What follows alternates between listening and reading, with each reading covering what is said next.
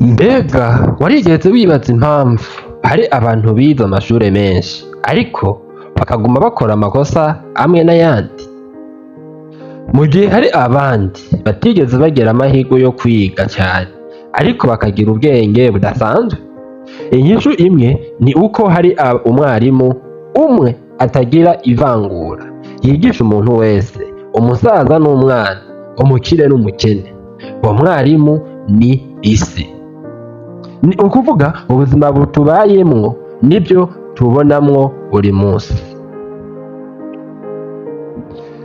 Isi ntivuga nk'umuntu ariko irigisha, ntifise ikibaho canke ikaramu ariko inyigisho zayo ziba zikomeye kuruta izo mu bitabo. Umuntu ashobora kwanka kumva abantu ariko ntashobora guhunga ivyigwa by'ubuzima. Uyu munsi tugiye kuraba ibintu bitandukanye bishobora kwerekana uburyo isi yigisha. Murakaza neza kuri Kivora Media. Icya mbere, isi yigisha ukwihangana. Umwana iyo ariko yiga kugenda aragwa inshuro nyinshi, ntaca areka kugerageza, arongera akavyuka, akagwa, akongera akavyuka gushika ashoboye kugenda. Aho niho isi iba iriko imwigisha ko intsinzi itaboneka ku nshuro ya mbere gusa. Abantu benshi bacika intege iyo batsinzwe rimwe gusa, ariko isi iti subira ugerageze. Iyo usubiye kugerageza uba umaze kugira ubumenyi bushasha. Icya kabiri, isi yigisha ko ibikorwa biruta amajambo. Abantu benshi bavuga cyane, bavuga imigambi, bavuga indoto zabo, bavuga icyo bazokora, ariko isi iha agaciro umuntu akora aho guhora avuga gusa. Igiti ntikivuga ko kizovyara ivyamwa, iyo igihe kigeze kiravyara. Niko umuntu akwiye kubaho, ibikorwa nibyo bikaba bikwiye kwivugira. Icya gatatu, isi yigisha ko amakosa atari iherezo. Ntawavutse azi byose, umuntu wese arakosa, ariko ikibi si ugukosa, ikibi ni ukwanka kwigira ku makosa uba wakoze. Iyo utetse ibifungurwa bikasha, uramenya icyo uzokosora ubutaha. Iyo ubucuruzi bwawe bwatsinzwe, uramenya aho uzohindura. Ayo makosa ni amashure y'ubuzima. Icya kane, isi yigisha agaciro k'igihe.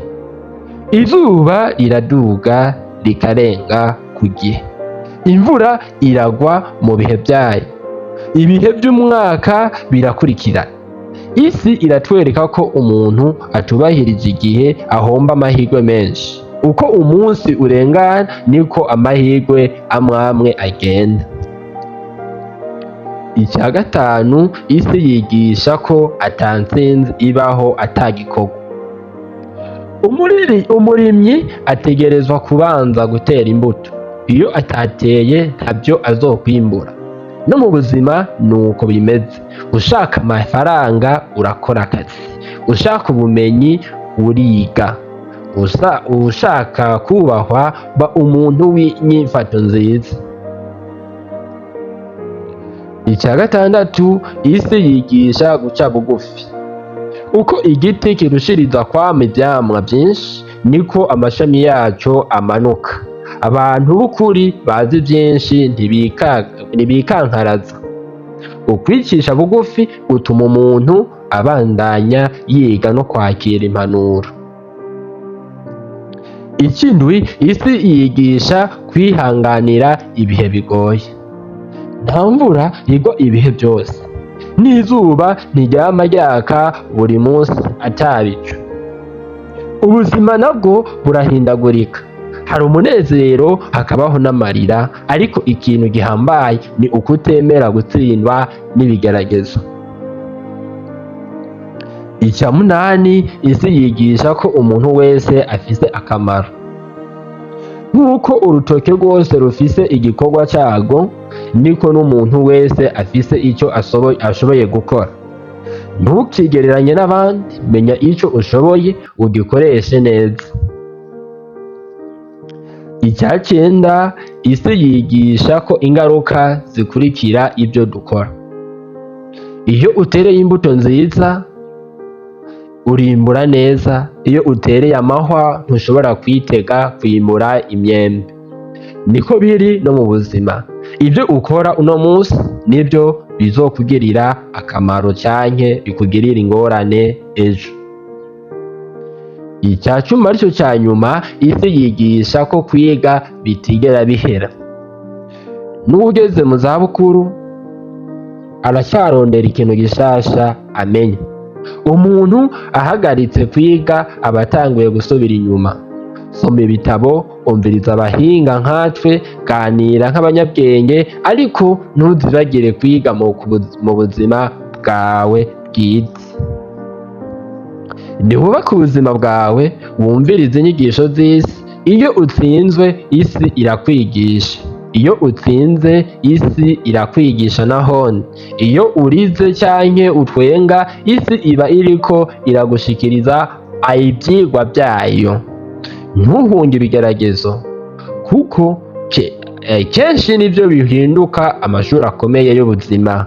Umwarimu wa mbere mwiza si uwuvuga cane, ahubwo ni isi, kuko yigisha umuntu wese atavangura, kandi ivyigwa vyayo vyibagirana. Niwige ku buzima buri munsi, kuko umuntu yiga gushika umunsi wa nyuma w'ubuzima bwiwe. Nimba wakunze ikiganiro, ntutangwe no gukanda like, subscribe kuri Kivora Media. Mwari kumwe na Venusta.